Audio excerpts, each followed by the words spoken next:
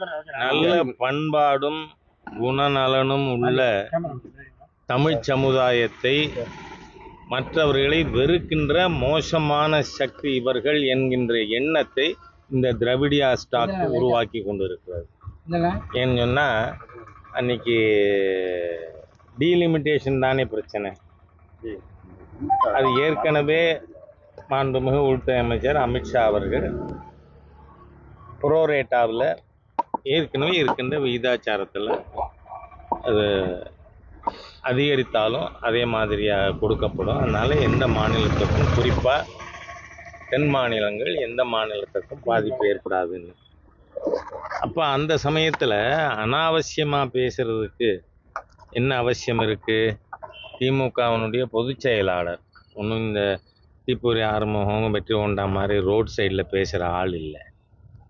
மாநில பொதுச் செயலாளர் கட்சிக்கு திமுக. அவர் சொல்கிறாரு, வடக்கத்திக்காரனெல்லாம் ஒரு பொம்பளை 5 புருஷன் கட்டிப்பா, 10 புருஷன் கட்டிப்பா. உன்னை தமிழ்நாட்டுக்கு பிரச்சனைனா இனிமேல் இந்தி கூட்டணி கட்சியில் இருக்கிற கட்சிகள் ஏதாவது உங்களை ஆதரிக்க முடியுமா? என்ன அருவருக்கத்தக்க பேச்சு. சரி, இன்னொரு வன்முறைவாதி இருக்கான் மாநிலத்தில் அமைச்சரா, பேர் என்ன, தாமோ அன்பரசன். மாண்புமிகு பாரத பிரதமரை கண்டந்துண்டமாக வெட்டுவேன்னு சொன்ன அராஜகவாதி, வன்முறைவாதி அந்த தாமோ அன்பரசன். இன்னமும் அந்த தாமோ அன்பரசனை ஏன் டிஜிபி அவர்கள் கைது செய்யாமல் இருக்காருன்னு எனக்கு தெரியல. ஏன்னா காவல்துறை மாண்புமிகு பிரதமரை பற்றி பேசினா தப்புன்னு நடவடிக்கை எடுக்கணுமா இல்லையா? அதுவே செய்யலை. அதனால் அந்த வன்முறைவாதி என்ன சொல்கிறான், வடக்க இருக்கவங்களாம் பன்னி மாதிரி குட்டி போட்டுக்கிட்டே இருப்பான்னு. ஏன் என்ன நினச்சிட்டு இருக்கீங்க? ஒரு மாநிலத்து மக்களையும் இழிவா பேசலாம்ங்கிறது உங்களோட கனவா? நடக்கிறதே வேற.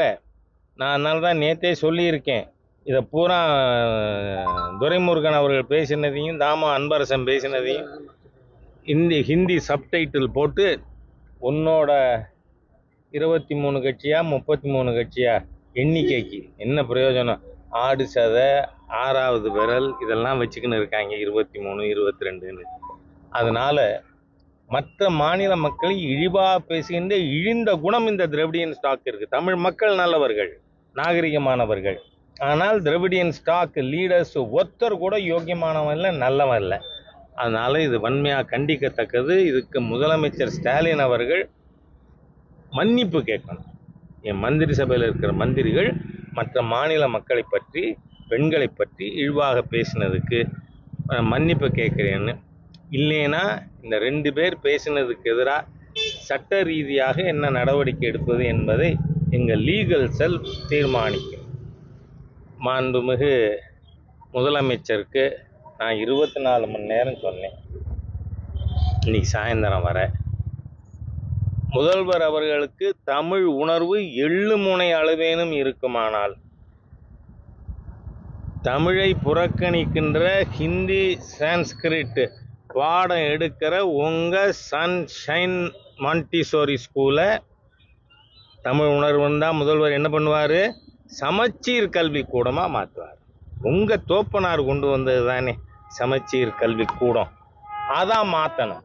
நீங்கள் வியாபாரம் பண்ணுவீங்க, வியாபாரத்துக்காக நீங்கள் என்ன வேணாலும் சொல்லி கொடுப்பீங்க. என்னோட ஏழை விவசாயி தமிழன் குழந்தை படிக்க முடியாதா? ஏழை தொழிலாளி தமிழன் குழந்தை ஏன் அன்பில் பொய்யாமொழி மகனுக்கு இருக்கிற வாய்ப்பு பிரெஞ்சு படிக்க ஏன் என்னோட அரசு பள்ளிக்கூடத்தில் படிக்கிற மாணவனுக்கு இல்லை? எப்படி நீங்கள் தடுப்பீங்க? What right you have got? Even preventing is imposition. அதுவும் திணித்தல் தான் கருத்து. படின்னு சொன்னாலும் கருத்து இது கருத்து திணித்தல். படிக்காதுன்னு தடுத்தாலும் திணித்தல் தானேங்க.